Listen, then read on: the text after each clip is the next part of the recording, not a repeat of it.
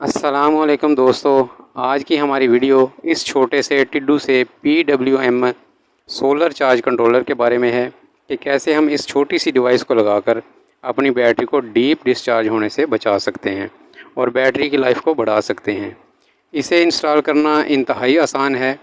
जहां से आपने अपना सोलर सिस्टम ऑपरेट करना है वहां पे आप दीवार के साथ इसको इंस्टॉल कर लें। इंस्टॉल करते वक्त इसकी बैक साइड पर इतना गैप ज़रूर रखें कि हवा आसानी से गुज़रती रहे। सबसे पहले आप पॉजिटिव और नेगेटिव का ख्याल करते हुए बैटरी की वायर लगाएं। उसके बाद आउटपुट लोड की वायर लगाएं तो ये आपका कंट्रोलर वर्क करना शुरू कर देगा। अब आते हैं हम इसकी सेटिंग की तरफ।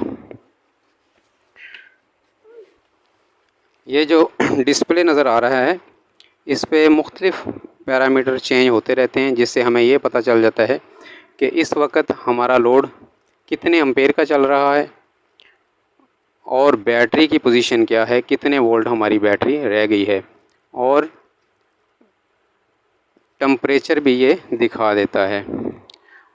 उसके बाद अगर हम सेटिंग की बात करें तो ये जो पहला बटन है ये सेटिंग के लिए है और जो इससे आगे है वो सेटिंग अप करने के लिए है और जिस तीसरा बटन है वो सेटिंग को डाउन करने के लिए है। और हम इस तीसरे बटन की मदद से जो हमारा डीसी लोड चल रहा है उसे हम ऑन या ऑफ़ भी करवा सकते हैं। उसके अलावा मोबाइल के लिए भी USB पोर्ट है जिससे हम मोबाइल चार्ज कर सकते हैं। तो चूँकि हमने इसके साथ पैनल तो लगाए नहीं, तो पैनल के बगैर हमें 2 या 3 सेटिंग इसकी करना पड़ती हैं, वो मैं आपको दिखा देता हूँ।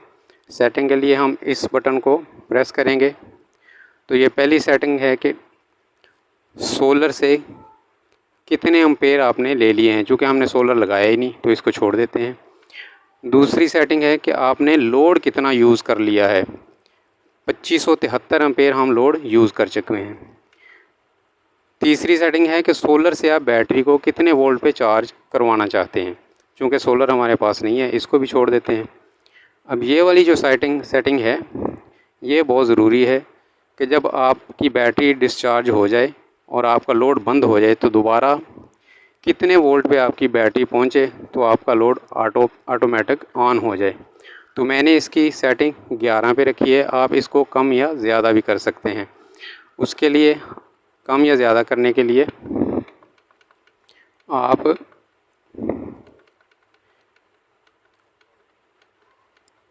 इस सेटिंग को थोड़ी देर इसको प्रेस करके रखेंगे तो ये ब्लिंक करना शुरू हो जाएगा।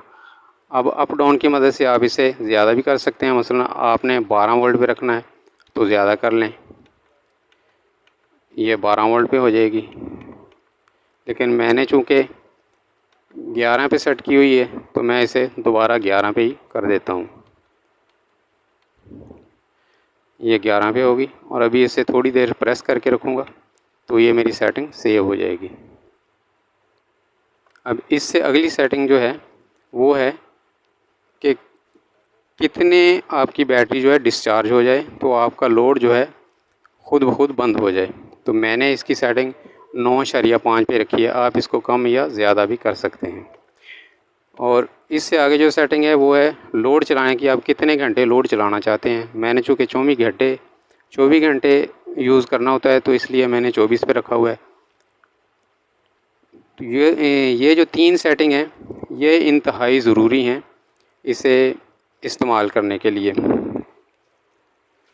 तो जो मेरे दोस्त इस तरह का सेटअप यूज़ कर रहे हैं, MPPT, बैटरी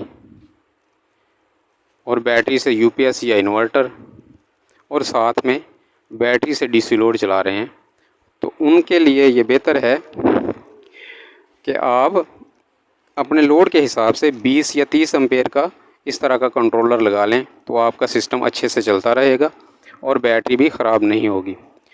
प्राइस की बात करें तो 1500 से 2000 में ये आसानी से मिल जाते हैं। मैं पिछले 1 साल से अल्हम्दुलिल्लाह यूज़ कर रहा हूँ, कोई मसला नहीं हुआ और बैटरी की कंडीशन भी बेहतरीन है।